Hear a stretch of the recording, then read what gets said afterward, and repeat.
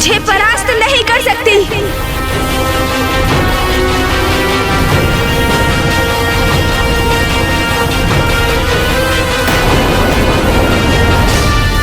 तुम मेरा अंत करना चाहते हो ना, किंतु अपने क्रोध में इतने विवेक शून्य हो गए हो तुम कि ये भी भूल गए कि यदि मैं मार्ग से हट गया तो तुम्हारी ये अग्नि वर्षा तुम्हारी बहन और तुम्हारे भांजे अर्थात मेरे भक्त सुबोध को भस्म कर देगी। किंतु मैं अपने भक्त को कोई क्षति नहीं पहुंचने दूंगा। देखा माँ, मेरे प्रभु गणेश जी कितने दयालु हैं। आपने जिन गणेश जी को हानि पहुंचाने के लिए मामा जी को बुलाया था, वही गणेश जी ने मामा जी की शक्ति के वार से आपकी और मेरी रक्षा की है।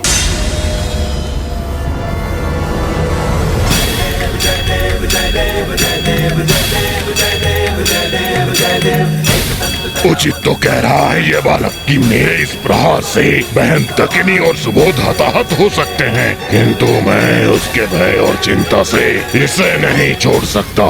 इसे मैं मृत्यु देकर ही रहूंगा। इस युद्ध में तुम्हारे साथ किसी का भी अंत हो जाए तो कोई चिंता नहीं। यदि मेरी बहन और भांजे की भी मृत्यु होती है तो हो जाने दो। अपने प्रतिशोध को पूरा करने के लिए और तुम्हारा वध करने के लिए मुझे यदि ऐसी कोई परिस्थिति का सामना करना पड़े तो मैं करूंगा। नहीं अर्नलासुर, मेरे रहते ऐसा कदापि नहीं होगा। आज यदि यहाँ किसी की मृत्यु होगी तो वो मात्र और मात्र तुम हो। मैंने भ्राता अर्नलासुर को सहायता के लिए बुलाया था, किंतु ये तो अपने क्रोध के आवेश में इतने अंधे हो चुके हैं कि इन्हें अब हमारे जीवन की भी चिंता नहीं रही। हमारा ही जीवन दांव पर लगाने पर तुले हैं ये।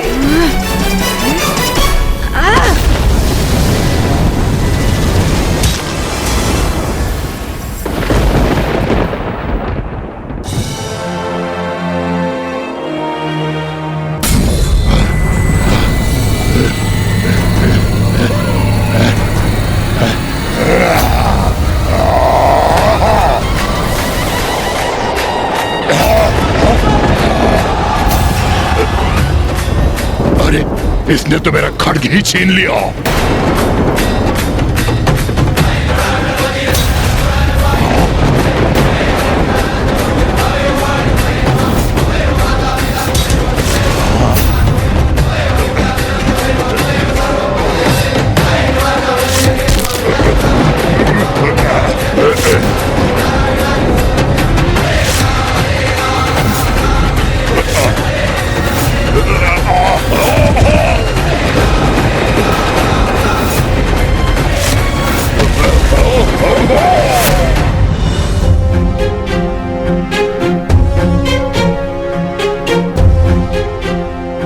कदाचित शीघ्र गणेश जी इस दुष्ट का भी अंत करेंगे।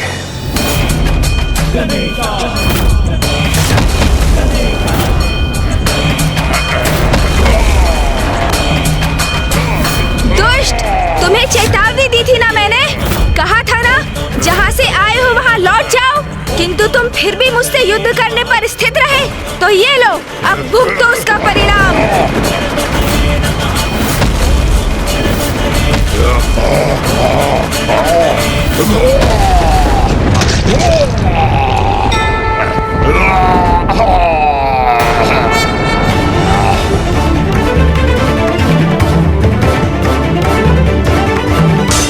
देवी दकिनी, आपको मात्र इतना समझ में आया कि मैंने आपके पति का वध किया। माता, मैंने असुरों और देवताओं के मध्य की शत्रुता को समाप्त करने की पहल की थी, किंतु पापी ज्ञानारी के वध के पश्चात प्रतिशोध की अग्नि में जलती हुई आगामी युद्ध के लिए आपने अर्नलासुर को भी आमंत्रित कर लिया, किंतु आपने अपने इस कृत्य से घृणा, हिंसा, मतभेद और प्रतिशोध को और भी बढ़ावा दे दिया माता। किंतु ये नहीं समझ सकी आप कि यदि मैंने ज्ञानारी का अंत नहीं किया होता तो वो आपके पुत्र और मेरे परम भक्त सुबोध का अंत अवश्य करता।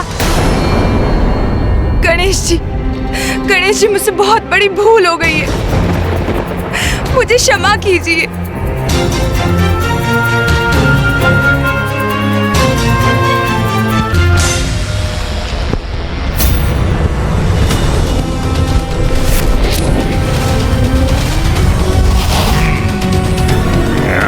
प्रभु, वो देखिए।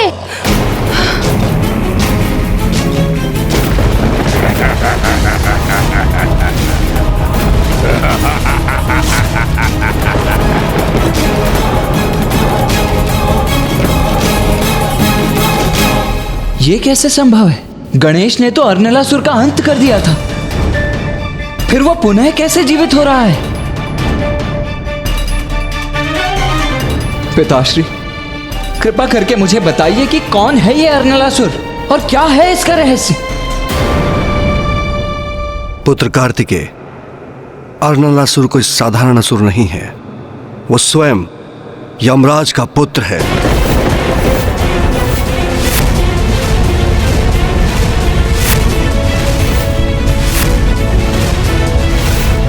यमराज का पुत्र अर्नलासुर? ये आप क्या कह रहे हैं पिताश्री?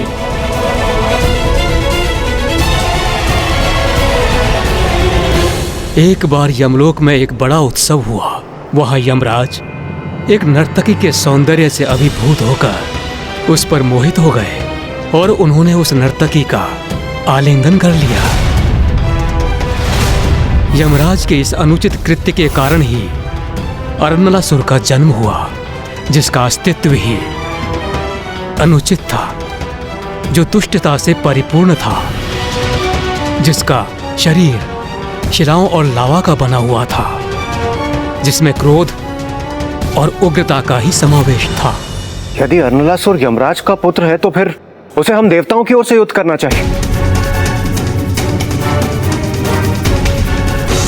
हाँ देवराजन, अर्नलासुर में बचपन से ही दुष्टता के चिन्ह थे, जिससे यमराज अत्यंत अप्रसन्न थे, जिसके लिए वो अपने आप को दोषी मानते थे। इसलिए उन्होंने अर्नलासुर को तप करने का सुझाव दिया, ये सोचकर कि शायद तप के प्रभाव से वो सुधर जाए।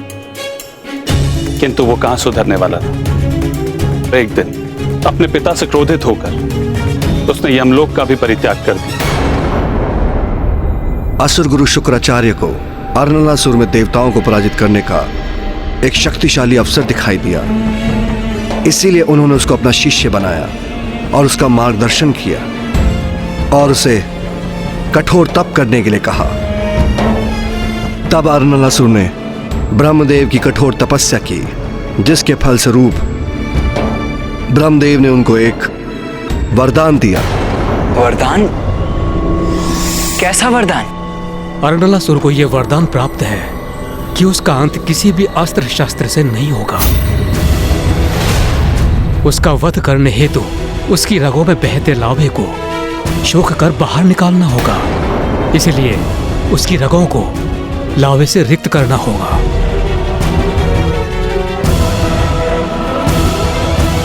तो गणेश उसका अंत करने में सक्षम कैसे होगा? क्या हुआ गणेश?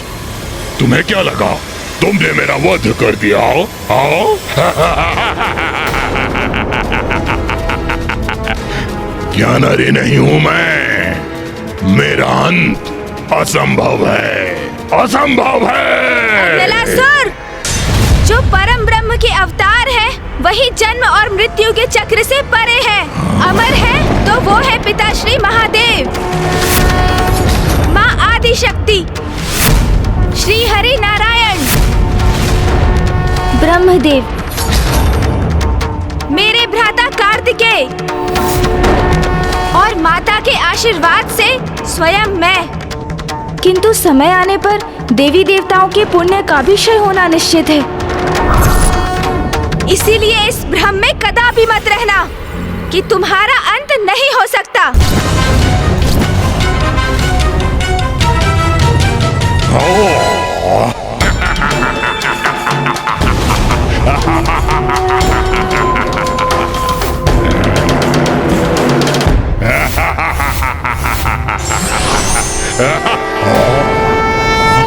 श्री गणेश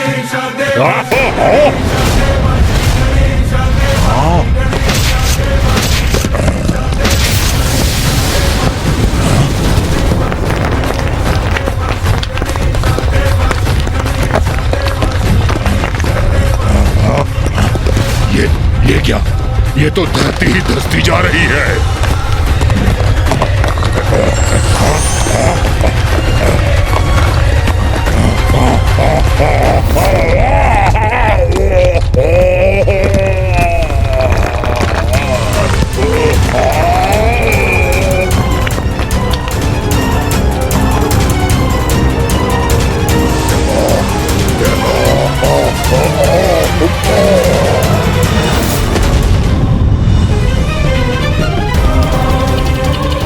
कदाचित ये दुष्ट अरनलासुर पुनः अपना शीश नहीं उठा सकेगा।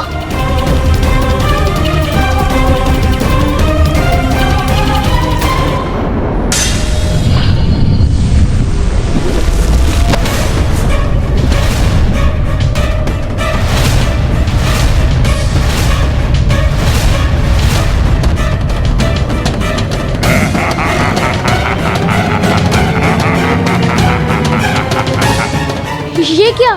ये तो पुनः प्रकट हो रहे हैं। इस उद्दंड अर्नलासुर का अंत करने का क्या उपाय है?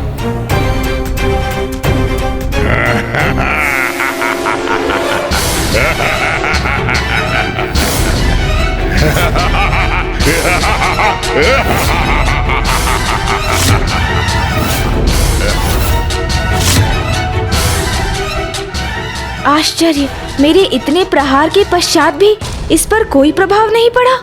इसका अर्थ है कि अर्नलासुर का वध मेरे परशु प्रहार से नहीं हो सकता। इसके लिए तो मुझे कोई अन्य युक्ति ही सोचनी होगी। कहा था तुम्हें कि मेरा अंत असंभव है। हाँ? मेरा वध तुम नहीं कर सकते। असंभव है मेरा वध करना।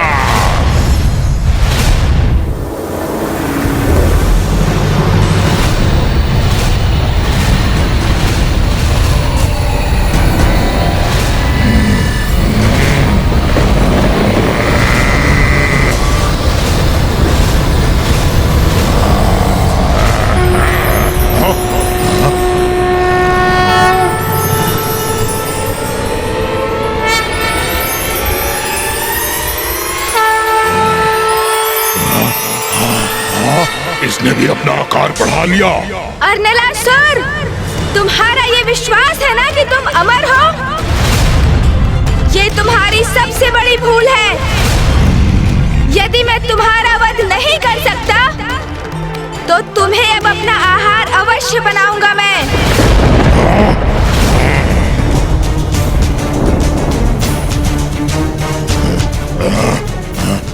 गणेश तो अर्नलासुर को निकलने वाला है।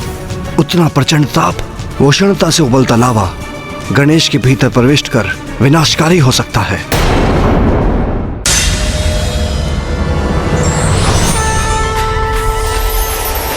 ये क्या कर रहा है?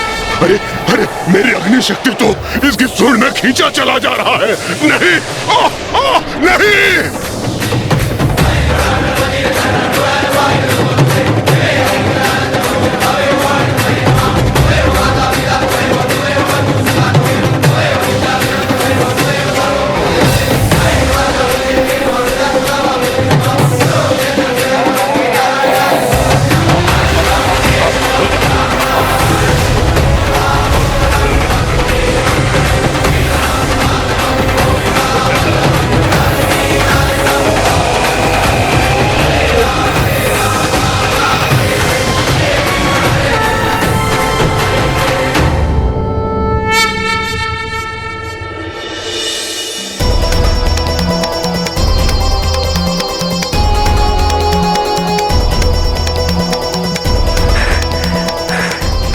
अंततः गणेश ने अर्नलासुर का अंत करने का उपाय ढूंढ ही लिया।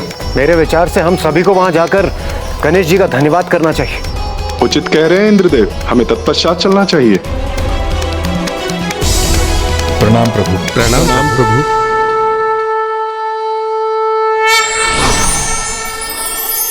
गणेश शीघ्र कैलाश लौटे। मैं उसकी विजय के उपलक्ष्य में उसके लिए स्वादिष्ट व्यंजनों का भोग तैयार करूंगी।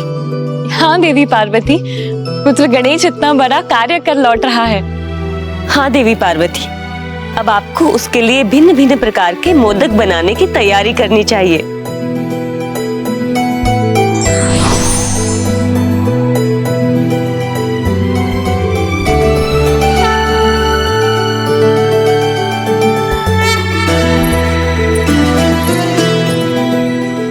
संकट अभी पूर्ण रूप से टला नहीं है।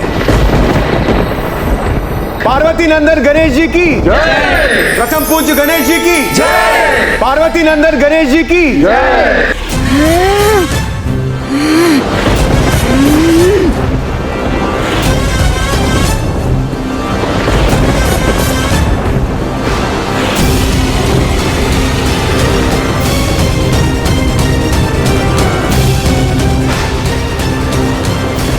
प्रतीत होता है गणेश जी का क्रोध अभी शांत नहीं हुआ।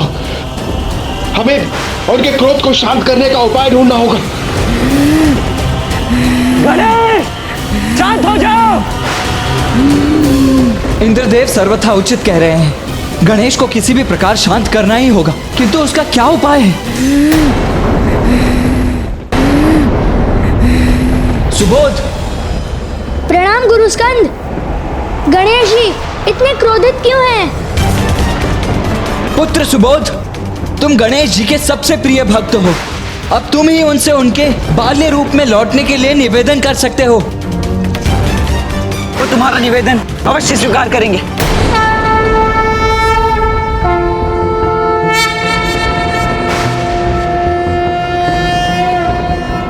महोदर इति ख्यातो ज्ञान ब्रह्म प्रकाशकः मोहसुरस्य शत्रुर्वै आखुवाहनगः स्मृतः। ॐ गजाननं भूतां गणाधिसेवितं कपित्थजम्बूफलचारुभक्षणम् उमासुतं शोकविनाशकारकं नमामि विघ्नेश्वरपादपङ्कजम्।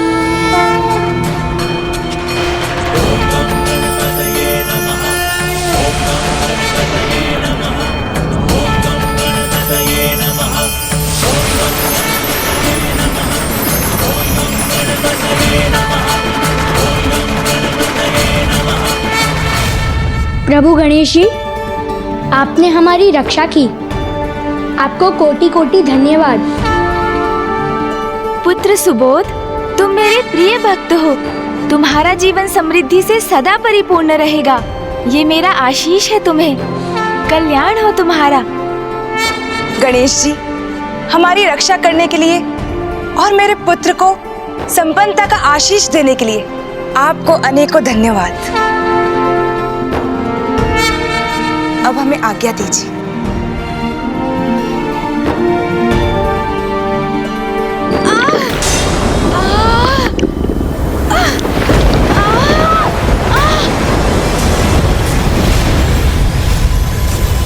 नहीं, कुछ नहीं। प्रतीत होता है मुझे भूख लगी है।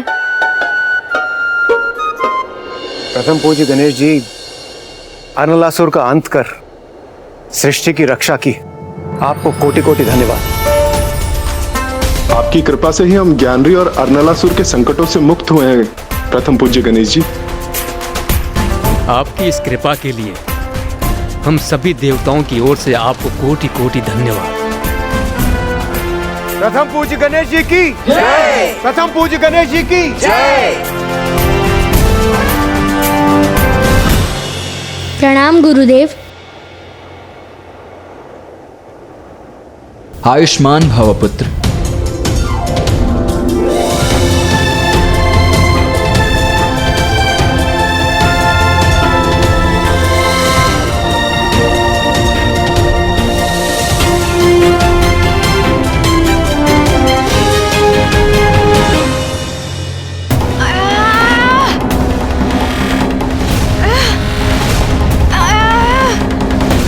गणेश, क्या हुआ? तुम कुशल तो हो ना? मैं कुशल तो हूँ भैया, किंतु मेरे उदर में कुछ पीड़ा हो रही है। गणेश!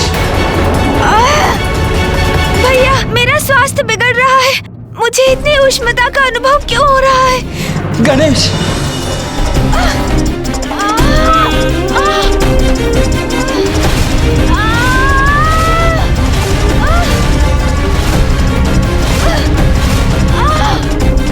मेरे तन से प्रवाहित होने वाला ये ताप मुझे पीड़ा दे रहा है।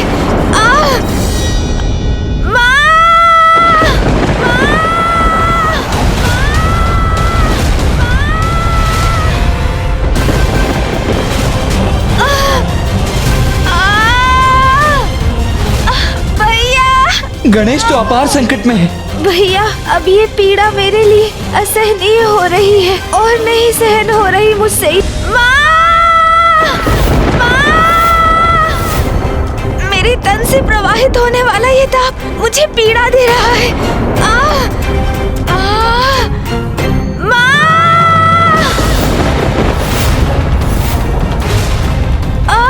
गणेश तो अपार संकट में है।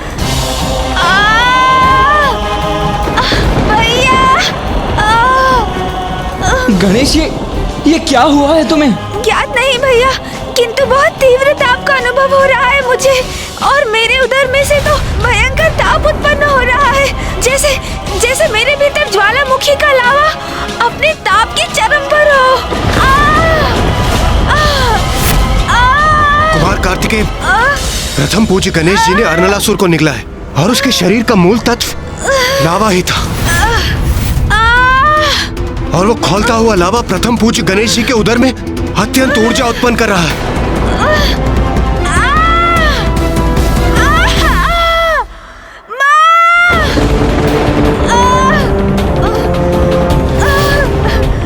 गणेश पीड़ा से माँ को पुकार रहा है। मुझे यथाशीघ्र कैलाश लौटकर माँ को सूचित करना चाहिए।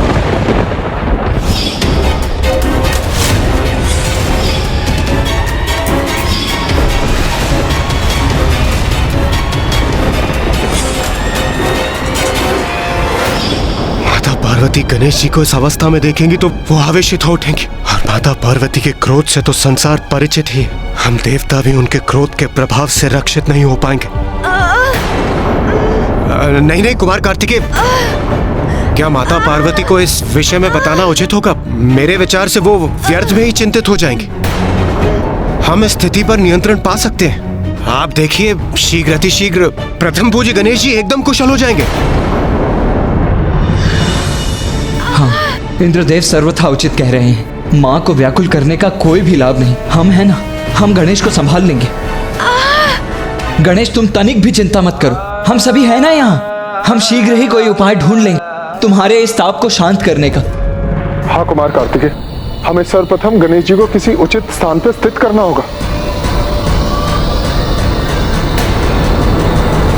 वो उस नीम के वृक्ष के नीचे। गणेश जी उस नीम के वृक्ष की छाया में बैठेंगे तो उनके स्वास्थ्य में अवश्य सुधार होगा। हाँ सूर्यदेव, यही सर्वथा उचित रहेगा। आओ गणेश, आओ मेरे साथ।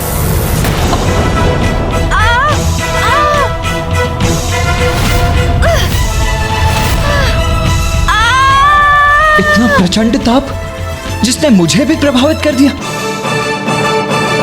क्या हुआ कुमार कार्तिकेय? गणेश तो भीतर बाहर जैसे पूर्ण रूप से तप रहा है। उसके तन से उत्पन्न होने वाली यह उष्णता इतनी अधिक है कि उसका स्पर्श करने पर उसका प्रचंड ताप मुझे भी अनुभव हुआ।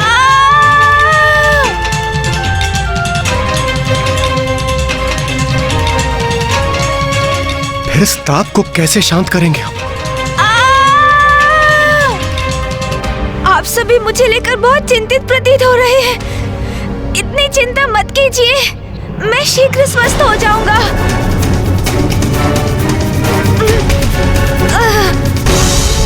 गणेश जी! नहीं भैया, नहीं भैया नहीं, ऐसे तो आपका हाथ भी इस ताप से प्रभावित हो जाएगा।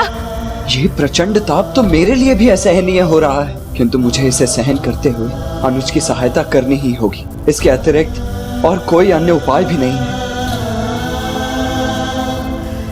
नहीं गणेश, कुछ नहीं होगा मुझे। आओ चलो, मैं तुम्हें उस नीम के वृक्ष के नीचे उसकी छाया में ले चलता हूं।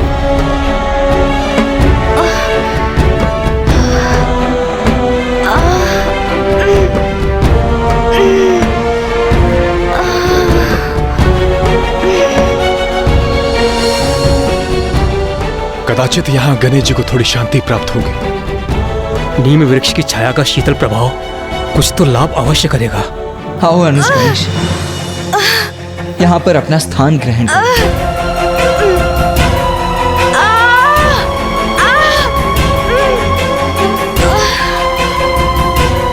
नीम के पेड़ की छाया के प्रभाव से गणेश जी का चित्त अवश्य शांत होगा।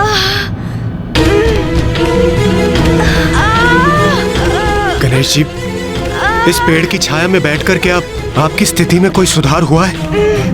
हाँ, ये नीम वृक्ष की छाया तो अवश्य शीतल है। इसका अर्थ है उपाय कार्य कर रहा है। नीम की शीतल छाया से गणेश भी शीतल हो रहा है।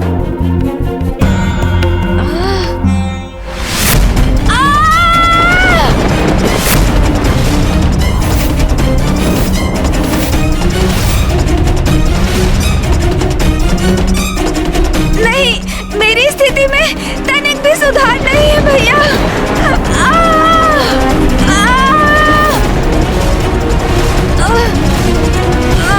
क्या करूं? गणेश को इस कष्ट से मुक्ति कैसे दिलाऊं? तत्काल हमें गणेश के लिए वायु झलना चाहिए। नहीं उचित उपाय।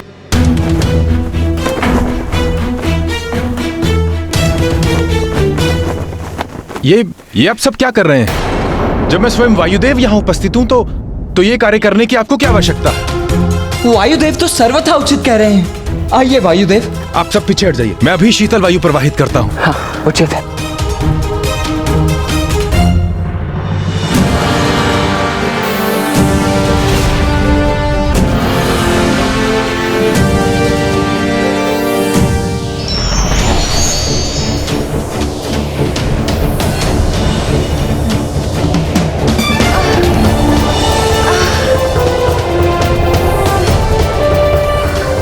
गणेश पर इस शीतल वायु का प्रभाव तो अवश्य होगा।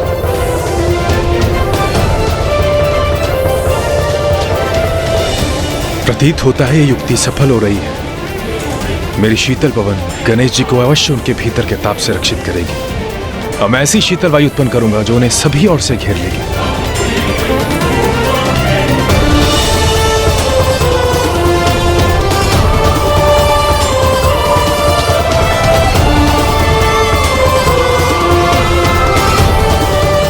अद्भुत वायुदेव, आपकी युक्ति सफल हुई।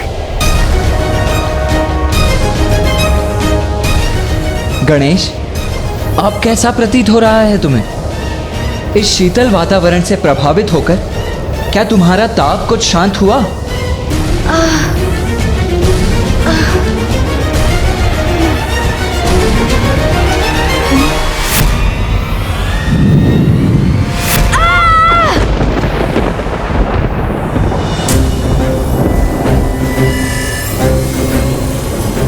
मेरी शीतल वायु का प्रभाव भी नष्ट हो रहा है। ये हिमकंद भी पिघल रहे हैं।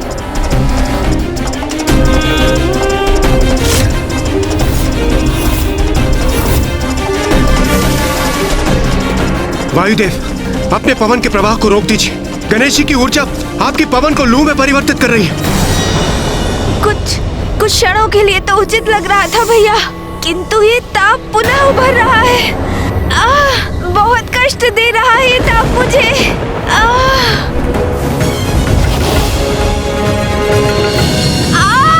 नहीं, मैं गणेश को इतनी पीड़ा में नहीं देख सकता। हमें गणेश के भीतरी ताप को शांत करने के लिए कोई ना कोई उपाय करना ही होगा।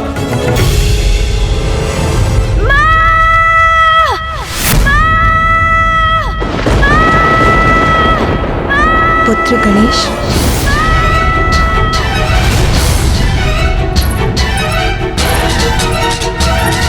माता, क्या हुआ माता? मैंने गणेश का स्वर सुना, जैसे वो लौट आया हो। ऐसा आभास हुआ मुझे जैसे उसने मुझे पुकारा हो। किंतु मैंने तो तुझ नहीं सुना। माता अवध्य दमयंती प्रतीकता में अधील हो रही हैं।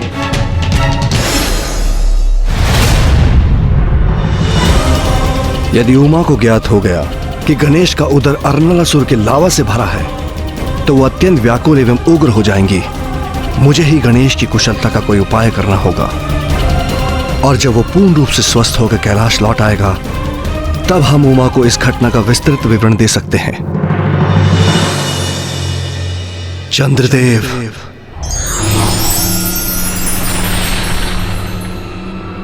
प्रणाम महादेव। क्या आपको कोई चिंता सता रही है प्रभु?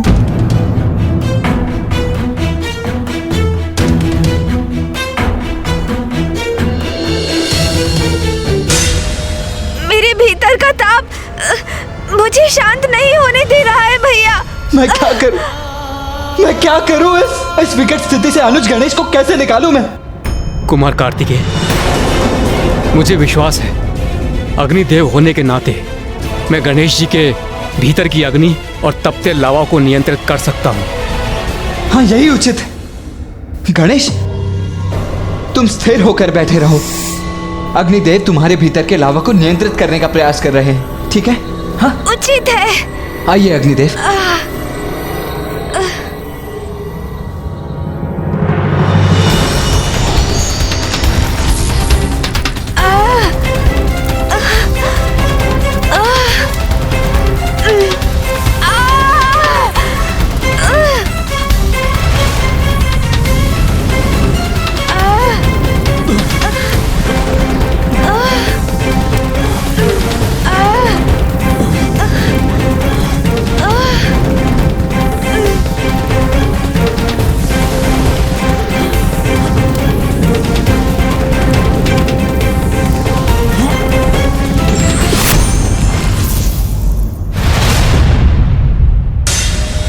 क्या हुआ अग्निदेव?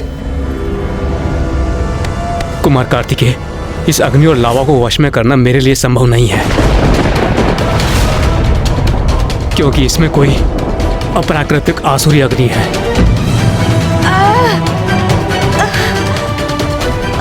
तो फिर क्या करें हम? गणेश को इस पीड़ा से मुक्ति दिलाने की अब क्या युक्ति शेष है? नहीं। चंद्रदेव, आप यहाँ?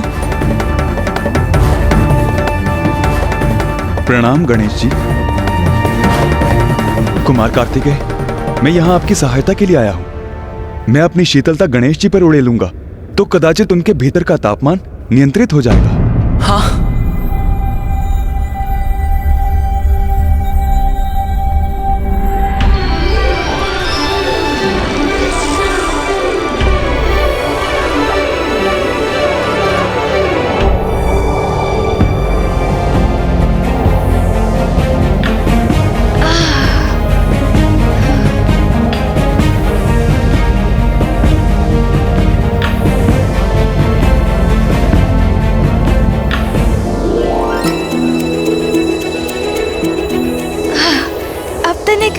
कुशल अनुभव कर रहा हूँ।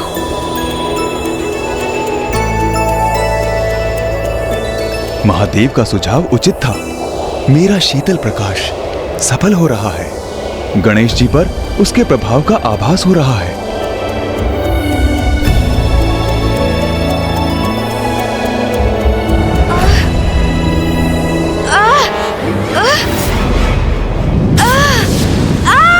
देवगण बचिए!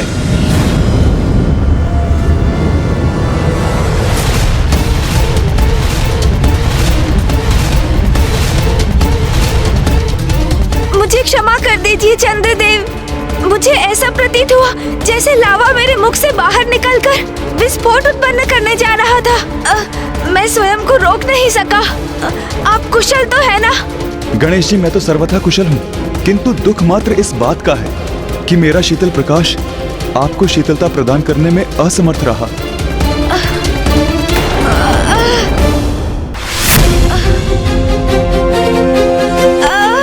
क्या करूं? कैसे सहायता करूं अपने अनुज की, ताकि वो इस असहनीय पीड़ा से मुक्ति पा सके? यदि हम कुछ नहीं कर पा रहे हैं तो क्या अब हमें माँ को इस स्थिति से अवगत कराना होगा?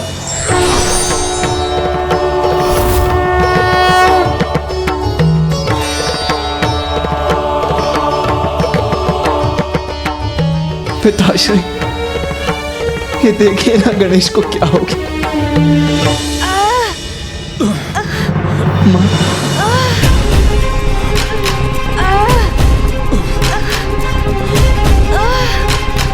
पिताश्री, आप अकेले ही आए हैं? माँ नहीं आई आपके साथ? पुत्र कार्तिकेय, मैंने अभी तक उमा को इस परिस्थिति से अवगत नहीं कराया है।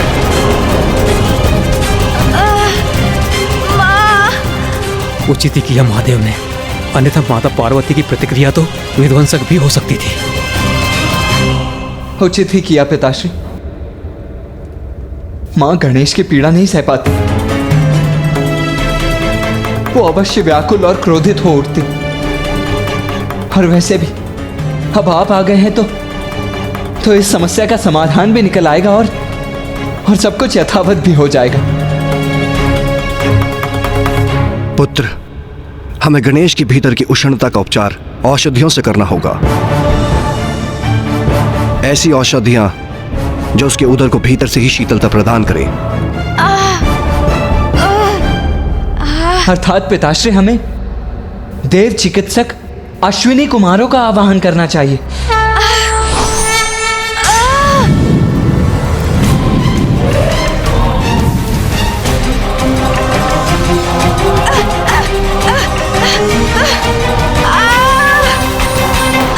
गणेश की पीड़ा बढ़ती जा रही है, उसका कोई उपचार सुझाइए। महादेव, हम अश्विनी कुमार शल्य चिकित्सक हैं। गणेश जी की ये अवस्था देखकर हम शैल्य प्रक्रिया से इनके भीतर का लावा बाहर निकाल दें।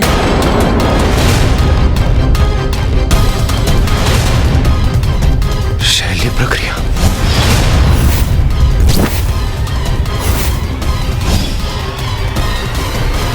मैं शैल्य चिकित्सा कदापि नहीं करवाऊंगा।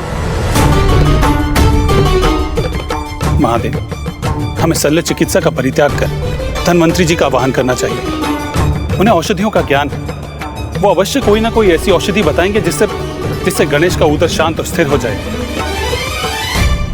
हाँ मामा जी, धन्वंतरी जी की औषधि ही उपयुक्त होगी, उसी से मेरी अवस्था में सुधार होगा।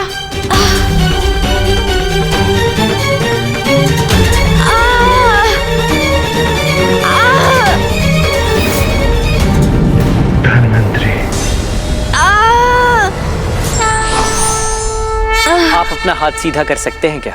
हाँ, अवश्य।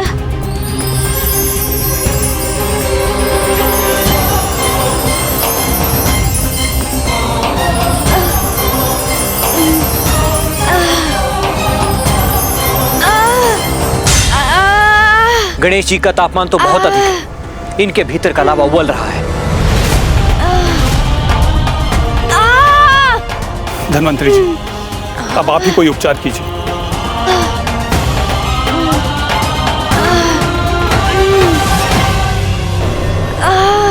गणेश जी, ये चंदन है, इस चंदन का लेप अपने उदर पर लगाइए, इससे आपको अवश्य शांति प्राप्त होगी।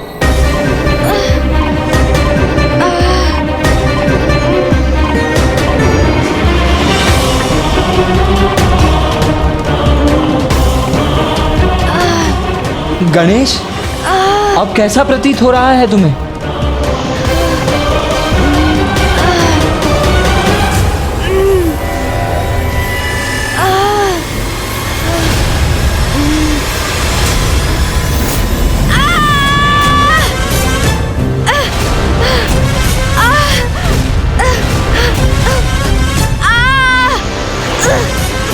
गणेश जी के उदर के ताप ने तो चंदन को भी सुखा दिया,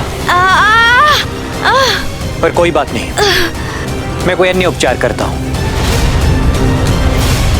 शीघ्रता कीजिए, अब ये पीड़ा मुझसे सहन नहीं हो रही है। ये ताप तो बढ़ता ही जा रहा है। माँ!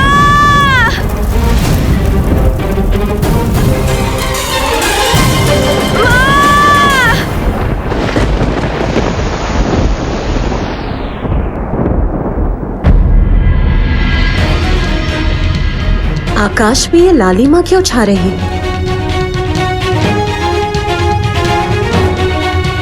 पुत्र गणेश और पुत्र कार्तिकेय को तो अब तक लौट आना चाहिए था, फिर उन्हें इतना समय क्यों लग रहा है? गणेश जी, ये लौकी और केवड़े का रस है, हम इसे आप पर छिड़केंगे जिससे आपको अवश्य शांति प्राप्त होगी।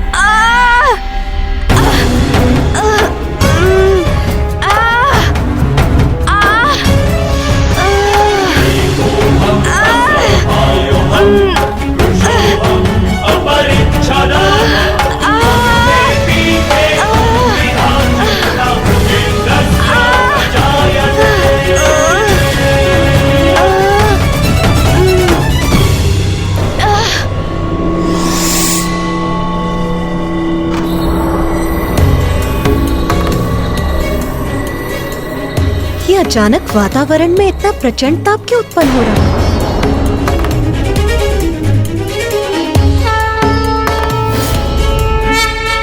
धन्वंतरी जी, इससे तो कुछ भी नहीं हो रहा है। ये बूंदें तो मेरे तन पर तनिक भी नहीं टिक रही है। मेरे तन का स्पर्श करते ही सूखकर वाष्प बन रही है। स्थिति और भी गंभीर होती जा रही है।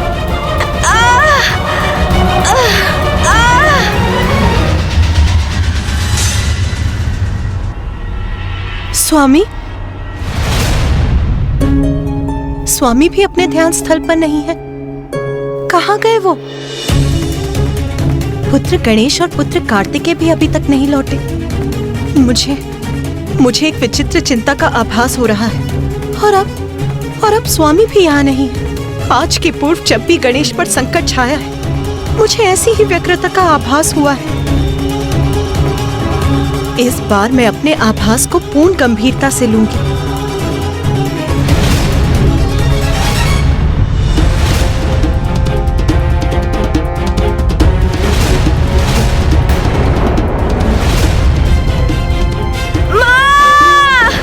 पुत्र गणेश। धन्वंतरी जी, आपकी ये नवीन औषधि तो कुछ भी कार्य नहीं कर पा रही है। कोई लाभ नहीं हो रहा है। माँ! माँ! पुत्र गणेश, ये किस प्रकार के विचलन का आभास हो रहा है मुझे? कैलाश में सब कुशल तो है ना? मैं सुझाव देता हूँ कि हमें सप्त ऋषियों का आह्वान करना चाहिए। कदाचित वही हमारी सहायता करेंगे।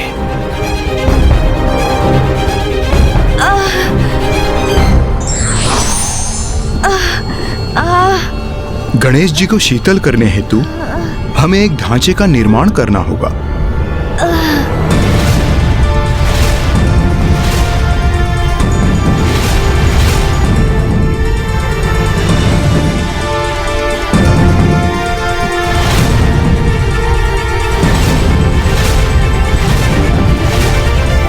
ऋषिवर, ये क्या है? इससे भला क्या होगा? ये चटाइयाँ जिससे हमने इस ढांचे का निर्माण किया है, ये खस्क की दूब से निर्मित है और खस्क शीतलता प्रदान करता है। इसलिए अब सर्वप्रथम वरुण देव वर्षा प्रदान करेंगे।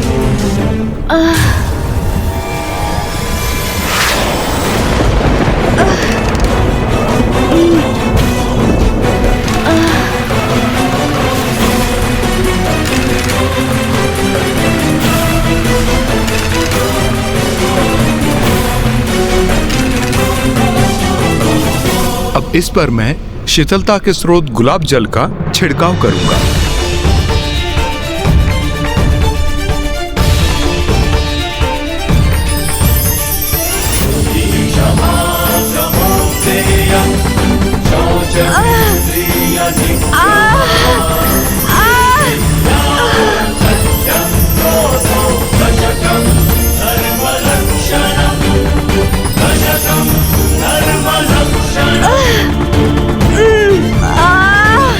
अब वायुदेव वायु प्रवाहित करेंगे। अब गुलाब जल और वायु खस्क के चटाई से होकर आपको स्पर्श करेंगे, तो इससे आप अवश्य शीतल होंगी।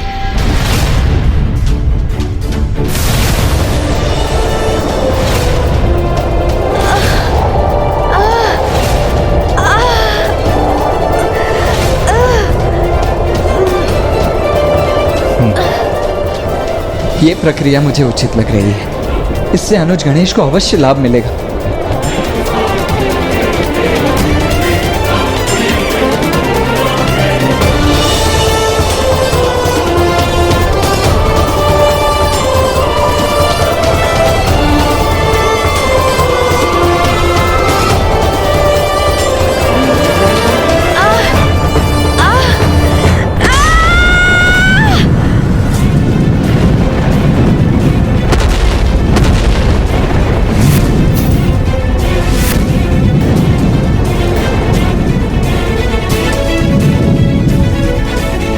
गणेश जी के शरीर से निकलने वाले अग्नि ने तो नीम के वृक्ष को भी जला दिया।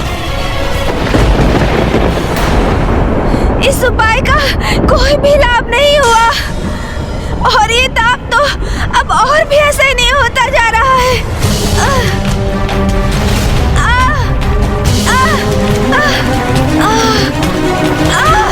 अत्यंत पीड़ा हो रही है मुझे, अब और सहन नहीं कर पा रहा हूँ मैं।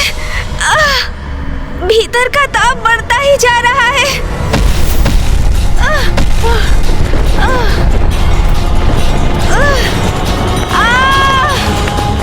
ये क्या? धन्वंतरी जी!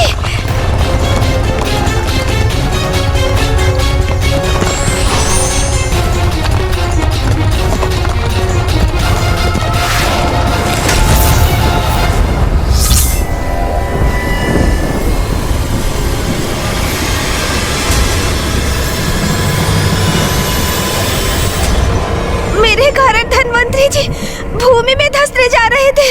सभी इतने चिंतित हैं। मेरे तन के इस ताप से सृष्टि भी कुप्रभावित हो रही है। नहीं, अब किसी अन्य को नहीं, मुझे ही इसका कोई उपाय सोचना होगा। किंतु मैं करूं तो क्या करूं? मेरे उदर में इतना ताप उत्पन्न हो रहा है। मन तो कर रहा है कहीं जाकर किसी सरोवर में स्थित हो जाऊं।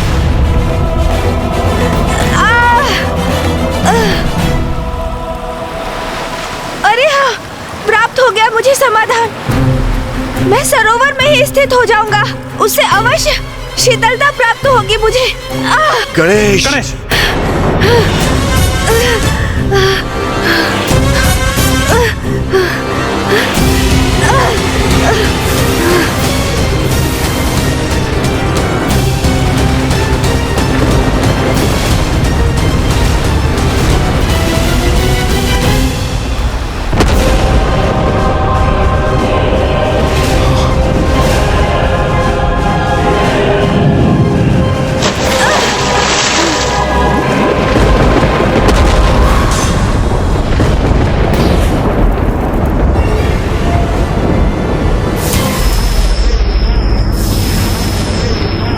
सरोवर के जल की शीतलता से तत्काल उपचार मिल रहा है मुझे। अब मुझे कुछ समय यहीं रहना चाहिए, फिर मैं अवश्य पूर्ण रूप से शीतल हो जाऊंगा।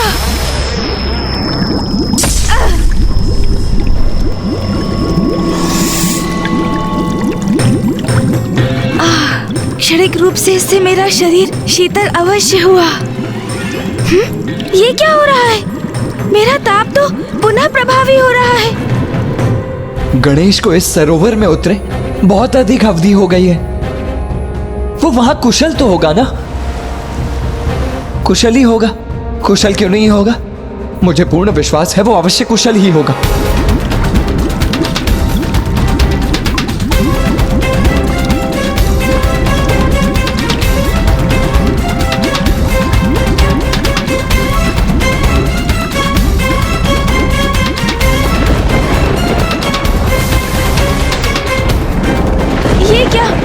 जल में विचरण करने वाले जलचर तो मेरे शरीर के ताप से तड़प उठे हैं। मृत्यु हो रही है उनकी।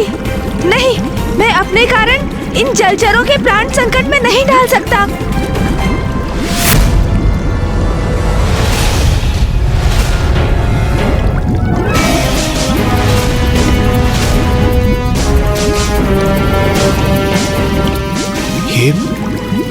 ये वाष्प क्या सरोवर के जल से उत्पन्न हो रहा है? तो क्या सरोवर के जल का तापमान भी बढ़ चुका है?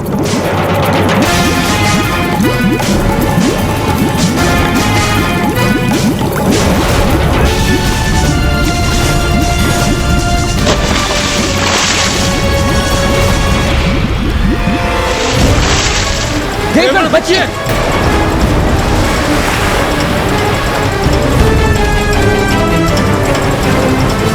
यदि ये जल का बहाव हमारे ऊपर आ गया तो हमें तो अपने साथ बहाकर ही ले जाएगा।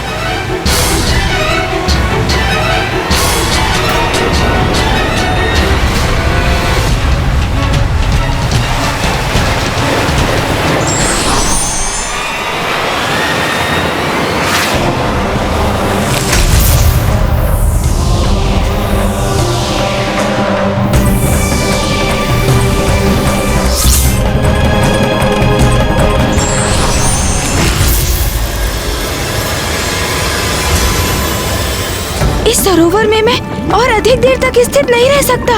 मुझे शीघ्र यहाँ से निकलना होगा।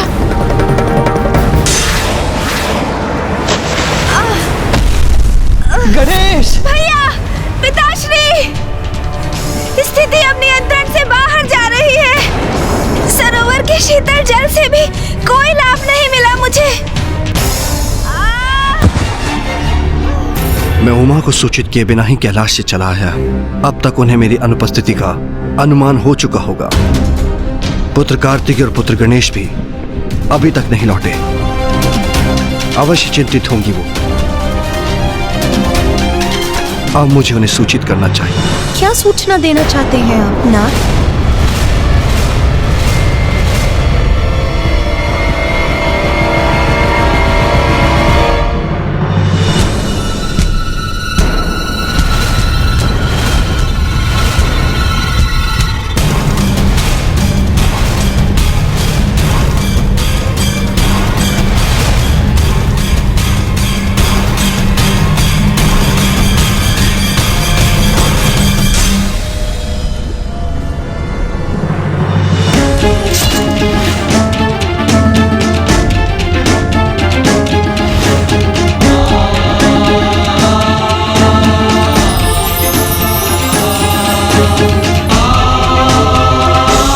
अश्विनी कुमार, आप यहाँ?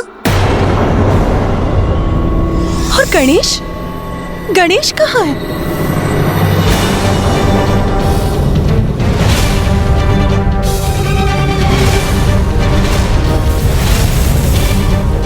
मुझे भय कहीं वही स्थिति पुनः न उत्पन्न हो जाए।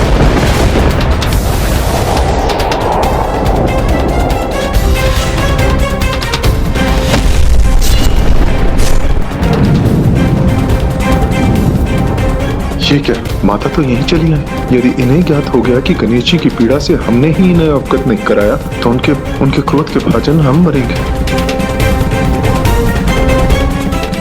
माँ वो। स्वामी, बताइए मुझे क्या बताना चाहते थे आप? और मेरा पुत्र गणेश कहाँ है?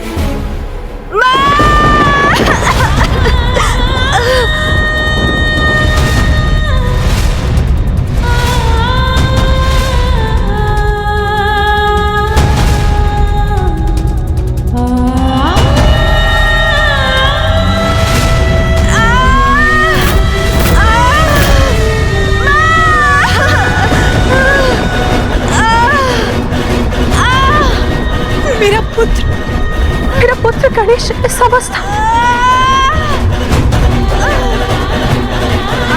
गणेश के तन से इतना ताप क्यों उत्पन्न हो रहा है? क्यों है वो इतने कष्ट में? माँ, आप मेरी चिंता मत कीजिए। मैं यहाँ सर्वथा सकुशल हूँ, किंतु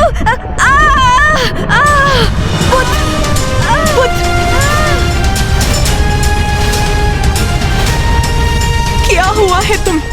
क्या कारण है तुम्हारी इस अवस्था का?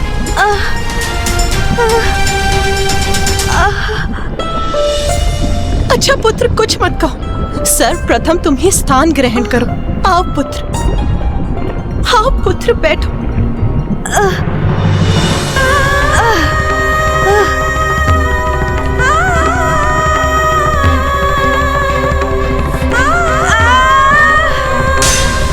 कहीं गणेश को इतनी पीड़ा में देखकर उमा का क्रोध जागृत न हो जाए। माँ, मैं सर्वथा कुशल हूँ, बस उधर में थोड़े ताप का अनुभव हो रहा है।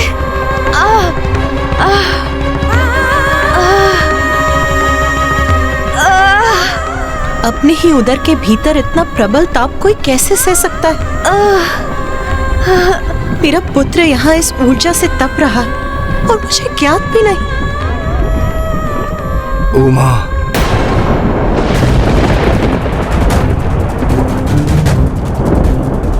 समझ गई, सब समझ गई।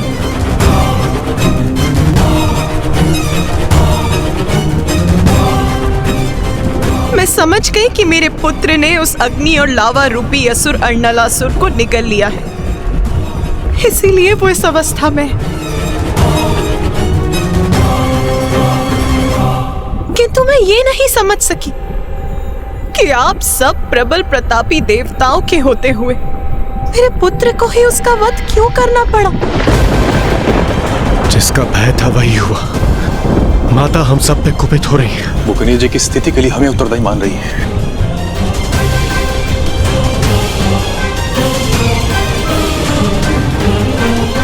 मैं ये समझने में असमर्थ हूँ कि समस्त संसार में सब असुरों को मिटाने का दायित्व मेरे पुत्र पर ही क्यों आता है? तो क्या ये स्थिर है कि जब भी संसार में कोई असुर अपना शीश उठाएगा तो उसे नष्ट करने के लिए मेरे पुत्र को ही कष्ट उठाना होगा?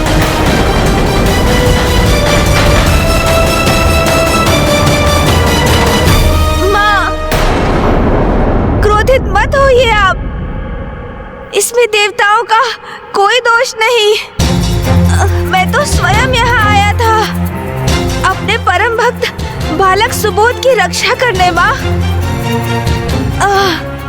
और अर्नलासुर का वध करने का कोई अन्य मार्ग भी नहीं था, इसलिए मुझे उसको निगलना ही पड़ा। किंतु माँ, मेरा उधर थोड़ा अशांत है, अन्यथा मैं कुशल हूँ माँ, और कुछ समय में ये अशांति भी अवश्य दूर हो जाएगी। हाँ, मुझे स्पष्ट दिखाई दे रहा है पुत्र, तुम कितने कष्ट में हो। माता, गणेश जी को इस कष्ट से मुक्ति दिलाने के लिए हमने धन्वंतरी जी, अश्विनी कुमार और सप्त ऋषियों का आवाहन किया और इन्होंने सभी संभव प्रयास कर लिए, किंतु माता। हाँ माँ, गणेश के उदर की उष्णता को शांत करने के लिए हम हर संभव प्रयास कर रहे हैं, किंतु अब तक तो हम उन सब में निष्फल रहे हैं। और माँ, गणेश तो अपने उदर की उष्णता को शांत करने के लिए स्वयं सरोवर में तक कूद गया, किंतु अन्य उपायों के समान उसका भी कोई लाभ नहीं हुआ, है ना? गणेश की इस अवस्था को देखकर सभी यहाँ पहुँच गए। सबने भिन्न भिन्न उपाय भी कर लिए, किंतु किसी के भी मन में ये विचार नहीं आया कि आप सब मुझे उसकी माँ को सूचित कर दे। स्वामी, यदि आप मुझे सूचित कर देते तो गणेश की इस पीड़ा का अंत बहुत समय पूर्व ही हो जाता। ये क्या कह रही है माता पार्वती? गणेश जी की पीड़ा का अंत कैसे हो जाता? किंतु कैसे माँ? माँ हूं मैं उसकी, इसीलिए मुझे भली भांति ज्ञात है कि गणेश के उदर के ताप को शांत करने का क्या उपाय है। तो बताइए ना, शीघ्र बताइए ना माँ, कि क्या है वो उपाय जो अनुज गणेश को उसकी पीड़ा से मुक्ति दिला सकता है।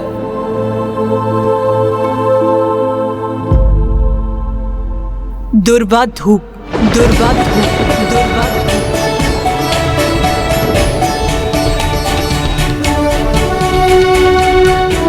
आप गणेश के श्री विग्रह को दुर्वा समर्पित कीजिए। माता सर्वथा उचित ही कह रही हैं। ऋषिवर, दुर्वा धूप की 21 गांठें ले आई। गणेश उसे ग्रहण करेगा तो उसका उदर अवश्य शांत हो जाएगा। हाँ माँ, और इस कार्य में हम सभी भी ऋषि कश्यप की सहायता करेंगे। उचित है पुत्र।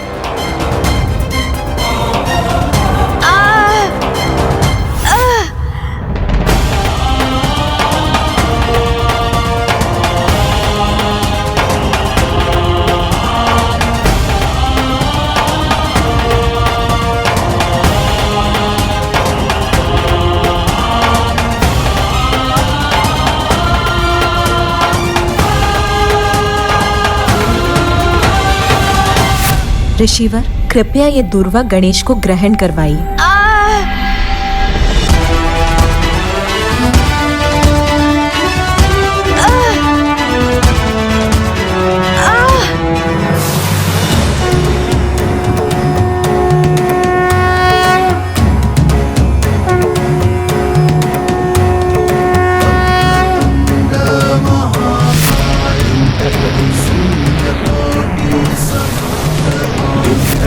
निर्विघ्नं कुरु मे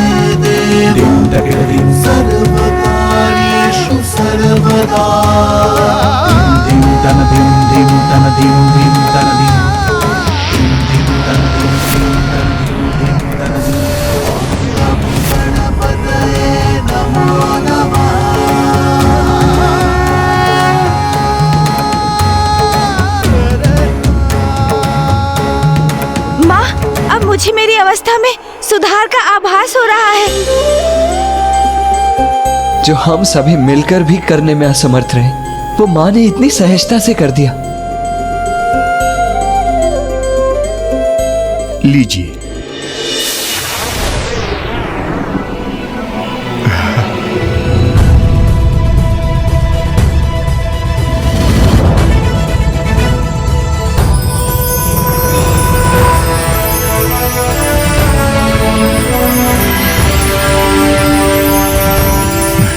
धन्य हो।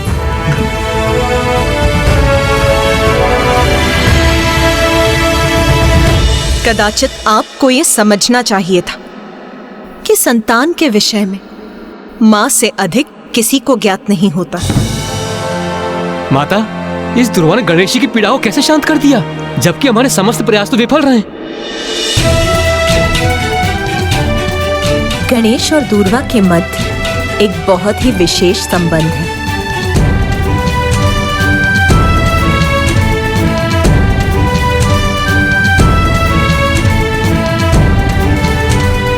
कभी कभी छोटी से छोटी वस्तु वो चमत्कार कर जाती है जो बड़ी से बड़ी वस्तु नहीं कर पाती। इसीलिए हमें किसी को तुच्छ नहीं समझ